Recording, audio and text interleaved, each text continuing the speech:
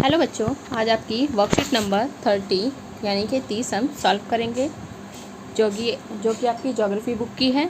Chapter number 4 जलवायु, जिसका हम टॉपिक कर रहे हैं मानसून की वापसी। लास्ट क्लास में यानी कि लास्ट जो वर्कशीट थी उसमें हमने पढ़ा था मानसून का आगमन, पूरा हमने उसके बारे में पढ़ा था।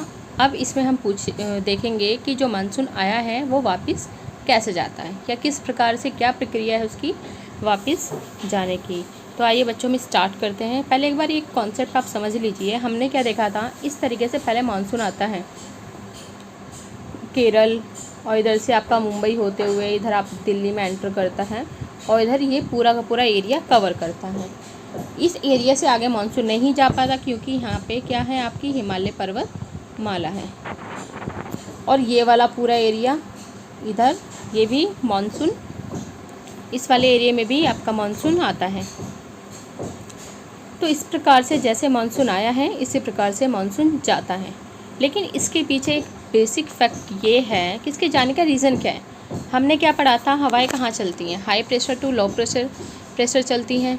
तो अब इसके अंदर हम यही देखेंगे कि हमने पहले लास्ट जो वीडियो में हमने किया है कि हवाएं कहाँ चल रही थी। हवाएं high pressure to low pressure चलती हैं। सबसे बेसिक कॉन्सेप्ट आपको ये समझना पड़ेगा। जैसे कि हमने देखा था कि मेट्रो में सब चढ़ने के बाद क्या होता है, जहाँ भीड़ होती है हम वहाँ जाना नहीं पसंद करते हैं, जहाँ स्पेस खाली होता है हम वहाँ जाना पसंद करते हैं।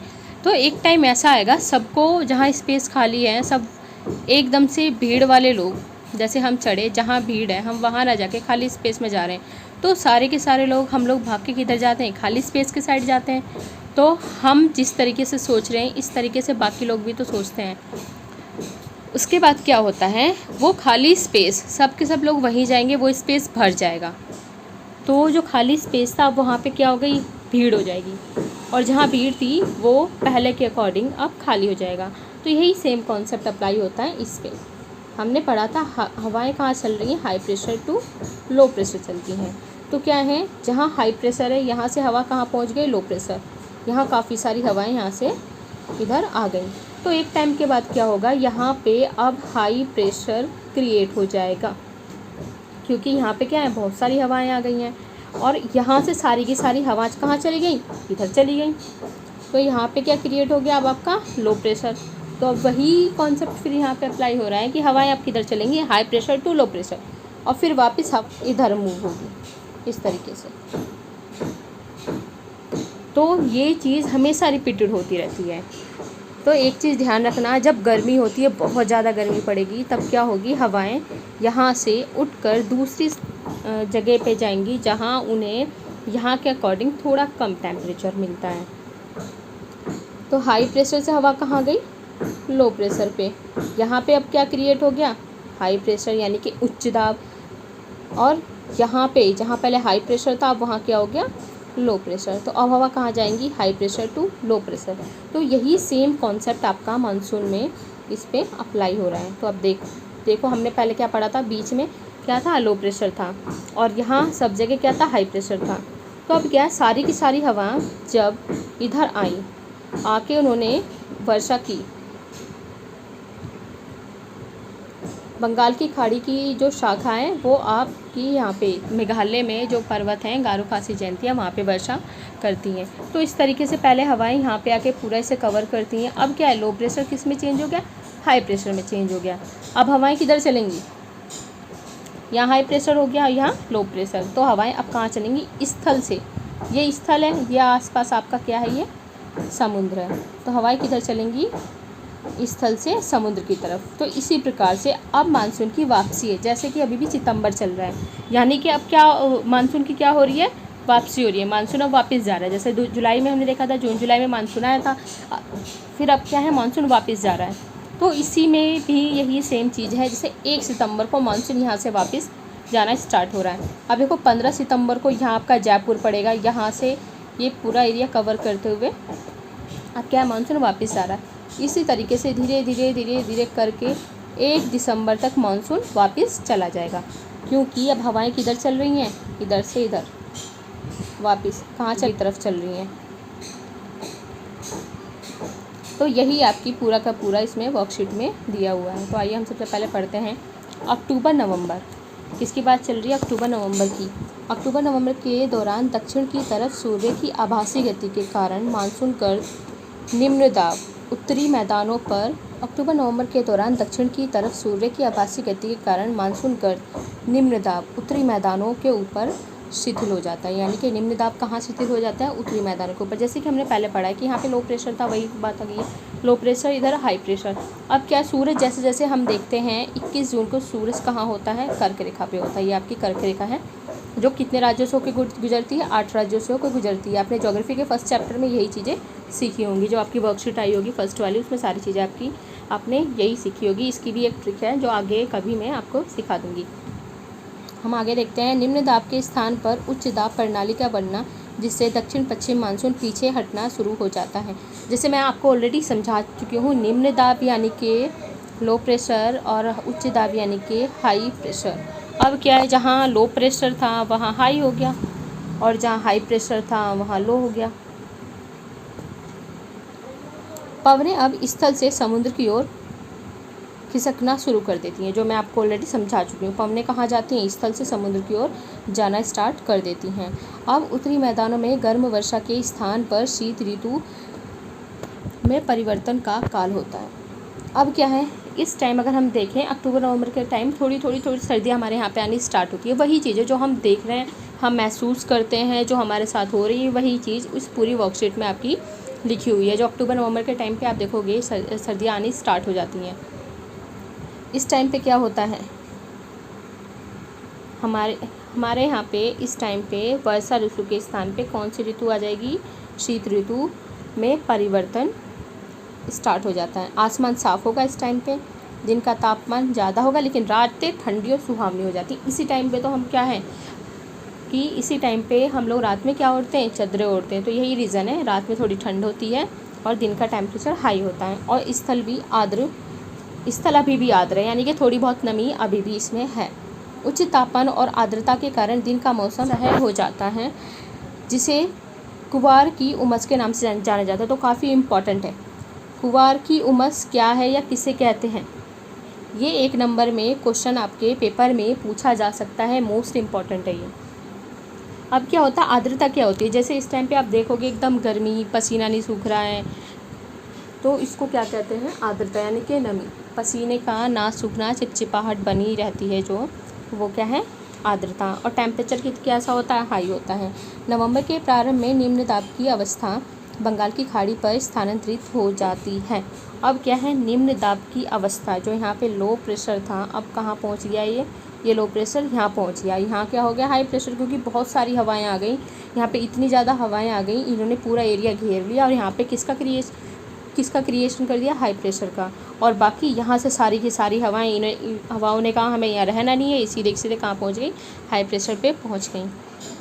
अगला देखते हैं, ये उष्ण कटिबंधीय चक्रवात भारत के पूर्वी तट को पार कर, यानी कि पूर्वी तट, मैंने बताया था आपको इधर ईस्ट है, तो ये आपका कौन सा हो गया? ये पूर्वी तट को पार करके प्राय विनाशकारी तूफान और वर्षा भी लाते हैं, जिससे बड़े पैमाने पर जानमाल की हानि होती है।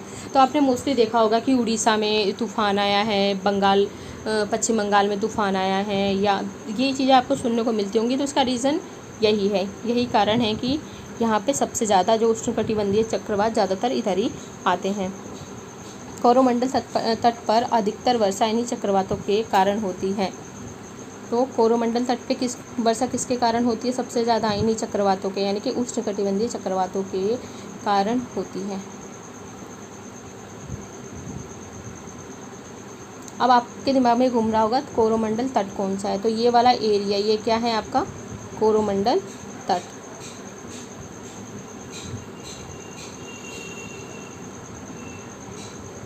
आगे देखते हैं, मानसून एकता का परिचायक। हिमालय द्वारा अत्यंत ठंडी हवाओं को आने से रोकने के कारण उच्च अक्षांश के बावजूद उत्तरी भारत में निरंतर ऊंचा तापमान बना रहता है। इसी प्रकार प्रायद्वीपीय पठार में तीनों ओर समुद्रों के प्रभाव के कारण तापमान सम बना रहता है। तो इसको आओ हम समझते हैं। ये जो शिवालिक पर्वतमाला है, यहाँ पे आपकी मध्य हिमालय है, आपका यहाँ पे बृहत हिमालय है।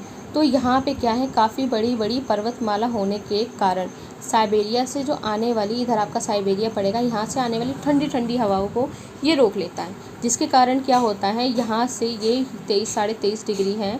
यहाँ इस वाले एरिया का हमारा जो टेम्परेचर है, ये जो जहाँ मैं डॉट डॉट डॉट डॉट कर रही हूँ, ये काफ़ी कम टेम्परेचर होना चाहिए था। लेकिन क्या है, हिमालय की उपस्थिति के कारण जो साइबेरिया से आने वाली शीत पवनें हैं, हिमालय उसको रोक लेता है, जिसके कारण यहाँ पे हमारा क्या है, टेम्परेचर हाई होता है, मतलब अधिक तापमान होता है उच्च अक्षांश होने के बावजूद भी। अगर हिमालय नहीं होता तो यहाँ पे भी बर्फ़ पड़ती और काफ़ी ठंड होती। अब नेक्स्ट बात की है प्रायद्वीपीय भारत। तो सबसे पहले पता होना चाहिए प्रायद्वीपीय भारत क्या है। ये वाला पूरा एरिया ये आपका क्या है, ये प्रायद्वीपीय भारत है। जो तीनों साइड से जल से घिरा हो उसे क्या कहते हैं, प्रायद्वीप बोलते हैं। तो ये नीचे का एरिया आप देखो, तीनों साइड से जल से घिरा हुआ है। इधर आपकी बंगाल की खाड़ी है, इधर अरब सागर, इधर आपका हिंद महासागर है।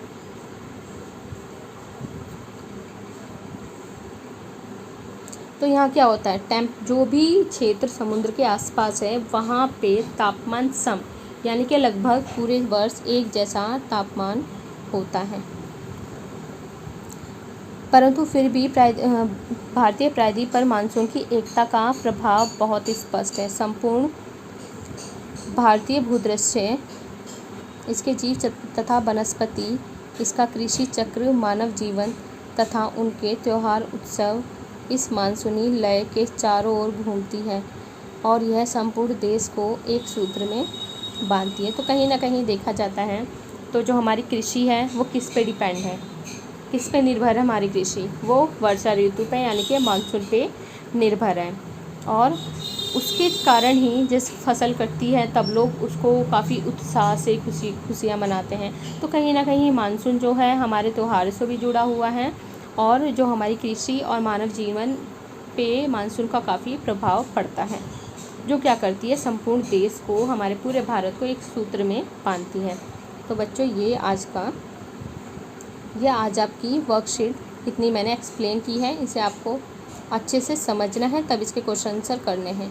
बाकी ये पूरा का पूरा कॉन्सेप्ट आपको क्लियर होना चाहिए कि मानसून की वापसी कैसे होती है। एक बार मैं और आपको बता देती हूँ। हमने पहले क्या देखा था कि हवाएं किधर से आती हैं। हमने पहले देखा था हवाओं ये इधर से आती हैं, इस तरीके से मानसून आता है। अब जाने के लिए कैसे जाएगा, इस तरीके से हवाएं अब स्थल से समुद्र की तरफ चल रही हैं।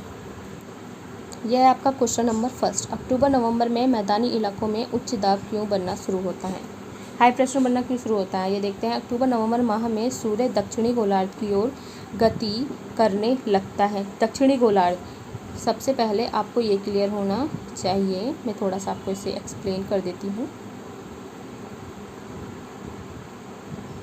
ये मान लीजिए आपकी अर्थ है, ये बीच में आपकी है 0 डिग्री अक्षांश है और ये आपका 23.5 डिग्री अक्षांश है और इधर ऊपर भी ये 23.5 डिग्री अक्षांश है और इधर 66 डिग्री और इधर ये 90 डिग्री है। सबसे ऊपर वाला, ऊपर क्या होता है, नॉर्थ है, इधर आपका ईस्ट है और साउथ और इधर वेस्ट। पृथ्वी को क्या करते हैं हम, 2 बराबर भागों में बांट देते हैं। किस में बांटेंगे हम, 2 बराबर भागों में बांटेंगे। तो ये मैं आपके लिए एक लाइन खींच देती हूँ बड़ी सी, यानी कि अब पृथ्वी को हमने 2 बराबर भागों में बांट दिया। एक हो गया ऊपर वाला हिस्सा, एक नीचे वाला हिस्सा। तो ये जो ऊपर वाला आपका पूरा हिस्सा है इसे हम कहते हैं उत्तरी गोलार्ध।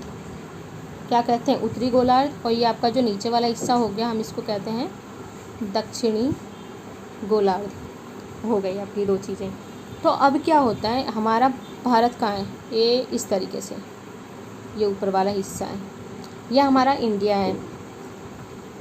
अब क्या है, 21 जून को सूरज की किरणें कहाँ पड़ती हैं, सीधे कर्क रेखा पे पड़ती हैं। तो 21 जून को किरणें कहाँ पड़ती हैं, कर्क रेखा पे पड़ती हैं, जिस दिन सबसे बड़ा दिन होता है। अब क्या है, सूरज की जो रोशनी, सूरज अब कहाँ, यहाँ से कहाँ खिसकना स्टार्ट हो जाएगा। ये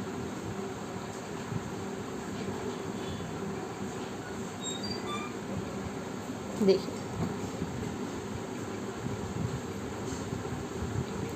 अब सूरज की रोशनी कहाँ जाएगी, धीरे धीरे नीचे खिसकेगी इस तरीके से, ये इधर सूरज की जो रोशनी है ये कहाँ से कहाँ मूव करती रहती है, ये 23 डिग्री साउथ से 23 डिग्री नॉर्थ तक। ऊपर आपकी ये है कर्क रेखा, नीचे आपकी ये है मकर रेखा। तो इन दोनों के बीच में सूरज की रोशनी क्या है, घूमती रहती है। ऊपर जाएगी ये धीरे धीरे करके विषुवत रेखा पे, फिर अगली बार मकर रेखा पे। जब सूरज की रोशनी मकर रेखा पे होती है तब हमारे यहाँ सर्दी पड़ती है।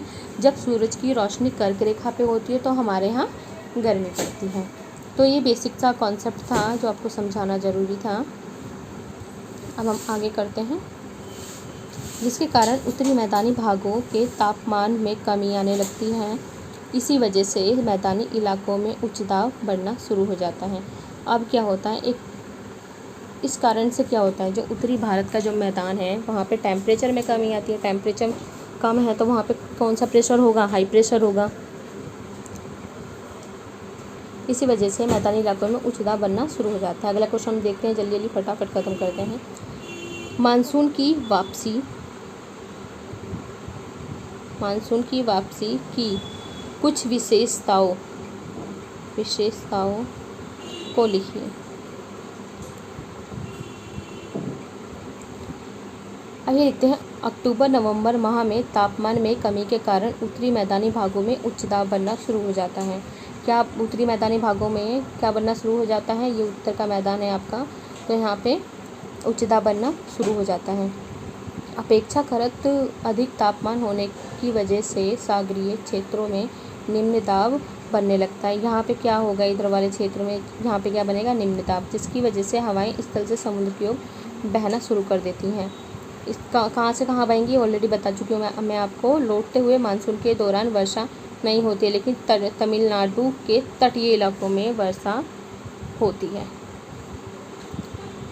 ठीक है, नेक्स्ट क्वेश्चन हम देखते हैं। मानसून पूरे देश को एक सूत्र में बांधता है, इस कथन की समीक्षा कीजिए। तो कैसे बांधता है कि वही जो लास्ट में हमने लाइन पढ़ी थी कि भारत के विशाल क्षेत्र की वजह से अनेक भिन्नताएं पाई जाती हैं, परंतु मानसून पूरे देश को एक सूत्र में बांधता है, क्योंकि संपूर्ण भारतीय भूदृश्य, जीव, वनस्पति, कृषि चक्र, मानव जीवन, त्यौहार, उत्सव आदि सभी इसी मानसून लय के चारों तरफ घूमते रहते हैं।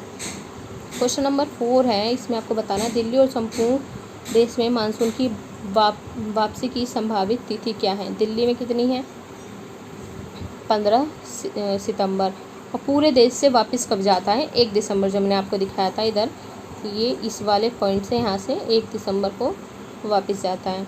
नेक्स्ट है 1 से 15 सितंबर के बीच भारत के किन 2 राज्यों में मानसून की वापसी होती है। किन में होती है, हरियाणा और राजस्थान में होती है। जो आज की वर्कशीट में इतना ही था कि आप जल्दी से इसे कंप्लीट करके फटाफट सेंड करें।